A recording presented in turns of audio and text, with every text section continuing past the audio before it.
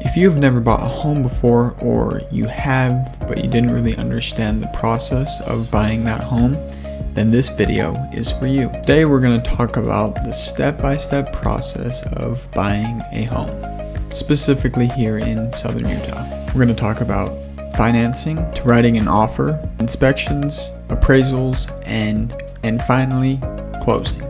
So if you're looking to buy in Cedar City, Enoch, Parowan, or anywhere in Iron County, this video is going to give you a crystal clear breakdown of what you should expect. Let's jump right in. The first thing we're going to talk about is financing. So the very first step before even touring homes, before even looking on Zillow to find your perfect home, you have to understand financing. Financing sets your entire budget and your strategy. Most buyers think that they need to start looking at homes right as soon as they get the urge to want to buy one. But the truth is, your loan approval determines everything else. In Southern Utah especially, financing matters even more because we have very unique situations. We have USDA zones in certain rural pockets. We have down payment assistance options and different loan requirements for manufactured homes, which are pretty common here. So getting this part dialed in early before you start looking at homes will save you a lot of time and a lot of stress. What is the difference between pre-approval and pre-qualification? A lender pre-qualification is basically a rough estimate based on what you tell your lender. So pretty much when you first meet with your lender, you're going to talk about income, you're going to talk about debt, and he's going to use rough numbers to give you an estimate of what you can afford. Now, a pre-approval actually verifies your credit score, your income, and your documents. So you'll submit these said documents to your lender. He will put it in his program and get you an exact range of what you can actually afford. And that's what sellers actually want to see. That's what gives you proof. When we, as realtors, write an offer for you, a pre-approval is very standard. Most sellers want to see that before they even consider your offer. Now you might think, well, why does that matter? It shows to the seller that you are serious and you're qualified and you're ready to move on this house. So if you have to get these important documents to a certain lender in order to be pre-approved for purchasing a home, you might wonder, well, who should I use? And so this is very big. Choosing a local lender is best. Southern Utah buyers almost always benefit from using a local Cedar City lender. You as a buyer benefit because the lender knows the appraisers, they know our builders, they know the rural type of homes, and even our water right situations that pertains to land. Also, local lenders tend to communicate faster, and that is huge when you're trying to meet deadlines or to negotiate on your behalf. You need to have someone that can get you that pre-approval right away and have an offer sent off. For me as a realtor, I always encourage my buyers to use a local lender. So once you have found a good lender and you have given him or her the correct documents that you need for your pre-approval, then is going to come what type of loan you're going to get. And when it comes to loans, there are 4 primary options that you can choose from. First is an FHA loan. This is for first-time home buyers. The great thing about an FHA loan is you don't have to put as much down as a down payment.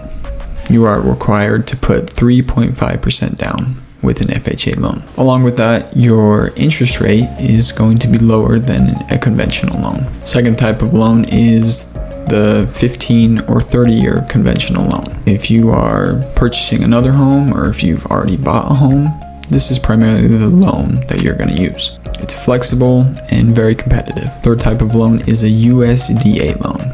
This is a 0% down option for rural areas. So for Southern Utah, this type of loan does not apply to Cedar City, but it does apply to Enoch or Parowan. The last type of loan is VA. This is for veterans. So as a veteran, this is a great type of loan. Now you might have noticed I didn't give a lot of specifics on what those loans are and the applications to them. That is something that you should talk to your lender about. He will know or she will know more of the specifics and the things about those loans that fit what you are trying to do. So your lender will walk through payments, interest rates, down payments, and what works best for your specific budget. So once we have your financing locked in, then we move to step number 2 in the home buying process. That is finding the home you want and making an offer on it. Once you're pre-approved, we start doing probably the most fun part of this home buying process, and that is looking at homes. We'll pull listings in your price range, we'll tour those properties that we find, and walk through the pros and cons of each of those properties. This is one of the things where I feel having a good experienced realtor is in your best interest. You need to have a realtor who knows the market, who knows the best type of homes that you can get into within your budget, and someone that is going to find you the right home and not just open door after door after door. Southern Utah is very unique. We've got everything from new builds to older homes to cabins and even homes on large acreage. My job is to help you find the red flags in homes and focus on the homes that actually fit your goals and what you want to be in. Now, once we have found the home that you want to be in that fits your criteria and your budget, we then need to make an offer. When you're ready to make an offer, we piece together several parts. So we talk about your offer price, your earnest money amount or earnest money deposit, your deadlines for inspections, appraisals, and financing, possession date or day that you want to move into the home, and contingencies if there are any. Contingencies are if you need to sell another home in order to buy this new home. Now, to break down those 5 categories, your offer price is how much you want to offer for the home. Secondly is the earnest money amount. Earnest money is normally 1 to 2% of the purchase price. That is standard, but not required. You can even put as little as $1,000 or even no earnest money down. And that earnest money goes towards the closing of your home. It goes towards your down payment. But when it comes to earnest money, it shows how much skin you have in the game or in the purchase. So with earnest money, I say put down as much as you feel comfortable, but also that feels competitive to the seller. Thirdly is the deadlines for your inspections, your appraisal, and your financing. A typical transaction takes about 3 to 4 weeks. And in those 3 to 4 weeks, there is a lot of things that need to get done. So those deadlines are for you to make sure that you have everything taken care of when it comes to inspections and appraisals so that you can make a good informed decision that this is the right house for you. So your agent is going to help you pick good, reasonable dates for you to get those things done. Typically, you have 10 to 14 days for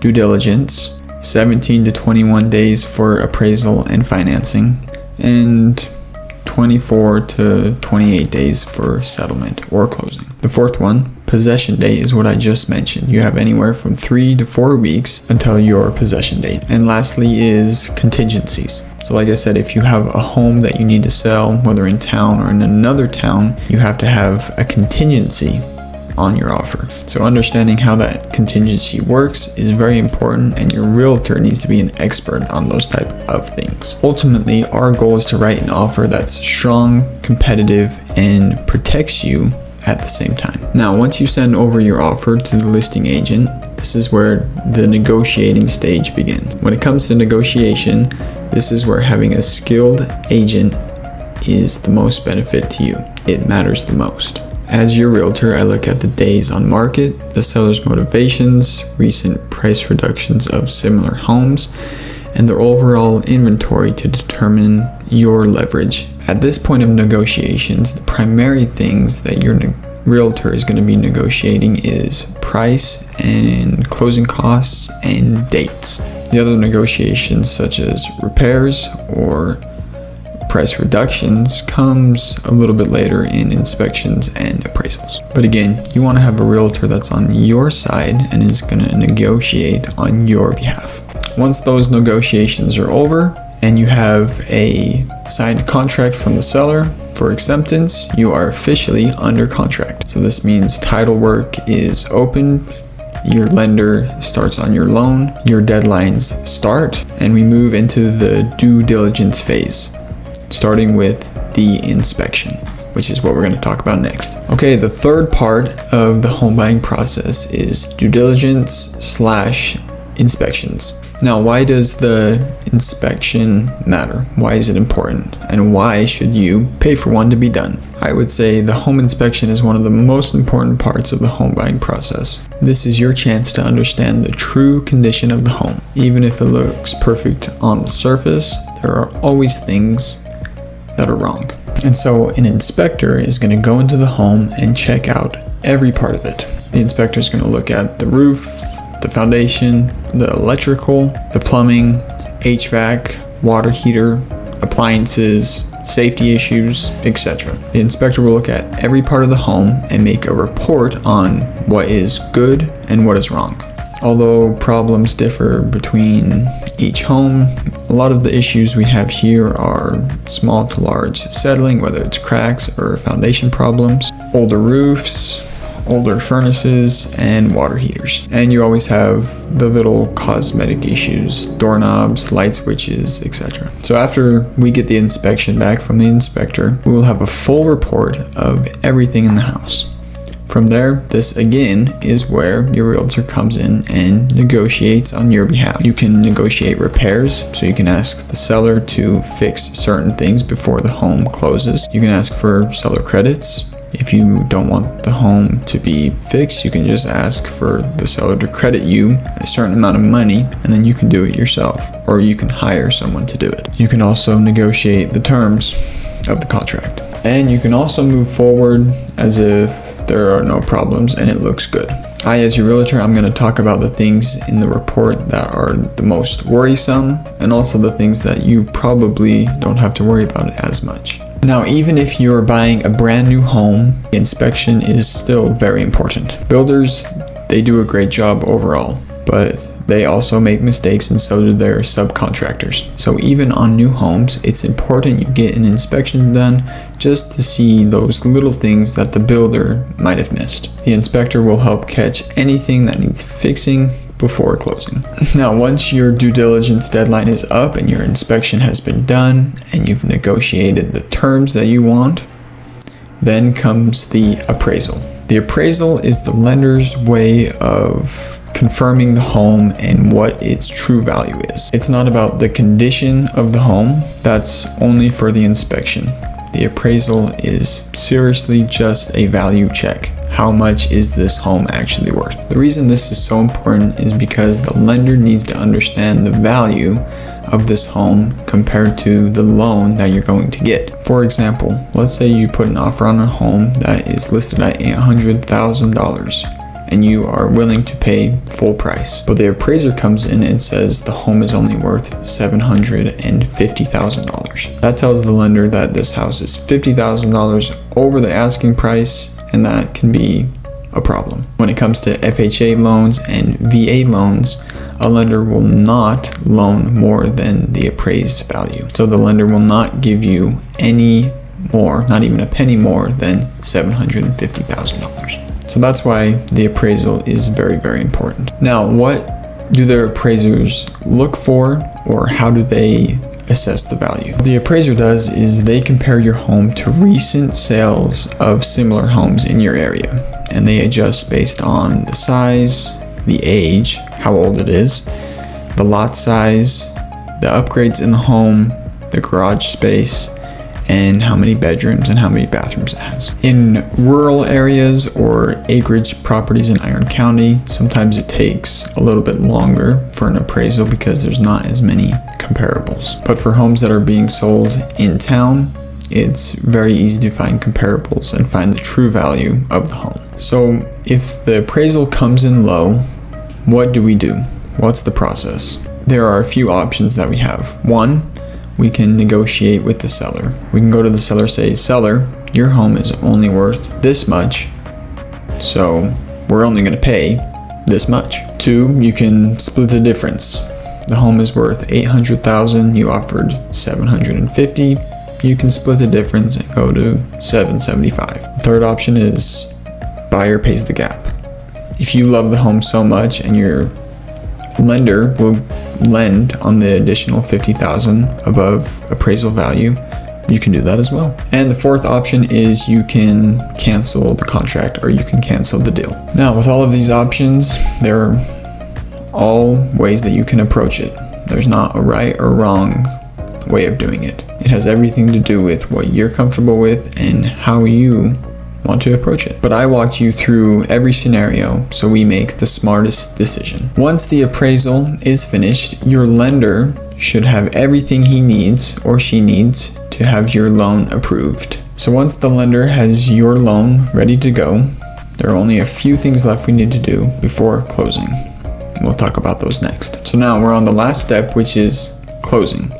Before closing, you should always have a final walkthrough of the home. You should do this in every home that you buy, whether it's new or whether it's not new. In this walkthrough, we're going to make sure that repairs were completed if we asked for said repairs. The home is in the condition that you agreed on, and nothing major has changed since the inspection. There's no holes in the drywall, there's no missing appliances, etc. It's the last chance you have to make sure everything is just the way that you wanted it and have negotiated it. Once you approve of the home's condition and you're happy with how it is, the next step is to go to the title company and sign documents. So closing will take place at a local Southern Utah title company most of the time. There are situations where you can sign not directly at the title company, but generally you sign at a local title company. You'll sign loan documents, disclosures, and a final settlement statement. A settlement statement just goes through the costs of the home, buying the home. So things like title fees, lender fees, closing costs, realtor fees, etc. They will all be on the settlement statement. Once everything is signed by you as the buyer and the seller, and the lender sends funds, and once the county records the deed, the home is then yours. Now, although you will sign at the title company, that does not mean that you own it there and then. You officially get the keys when the county records the sale, not at the moment you finish signing at the title company. Recording usually happens later in the day or the following day. Once it's recorded, you will get the keys and the home will officially be yours. This part is very important and not talked about as much as it should, and that is utilities and moving in. So right after closing, you will need to set up the utilities. So that usually comes with calling Rocky Mountain Power for electricity, Dominion Energy for natural gas, and either Cedar or Enoch, such as garbage, water, etc. And you'll need to call the internet provider of your choice. If you use me and my team, we'll have all of those numbers and all of those things ready for you at closing. So here's a quick recap of what we have just talked about. We talked about the importance of financing and getting financed before you start seeing homes, the importance of making an offer, having a realtor that will help you make a strong and competitive offer. 3, inspection, the importance of having an inspection and how that will help you. 4, the appraisal, the importance of an appraisal and how it pertains to your lender and you understanding the value of your house. And 5, closing. The certain things that come at closing that you need to be aware of so that it's not a surprise or a shock. Every transaction you have is going to be different, but the steps are the same. And my job is to guide you through every single step so none of it feels overwhelming. So if you're thinking about buying a home here in Southern Utah, whether it's in Cedar City, Enoch, Parowan, Brian Head, etc., I would love to help you in that process. My goal is to make every transaction as smooth and stress-free for you as I possibly can. So shoot me a message or leave a comment if you're interested in buying, or even if you're interested in more of the home buying process. I would love to explain it to you over a Zoom call or in person to help you better understand what it is like to purchase a home. Thank you so much for watching the video today. I hope that you were able to learn something about the home buying process. If you really enjoyed it, leave a like, a comment, and even feel free to subscribe and share it with your friends. Again, thanks for watching, and I will see you in the next video.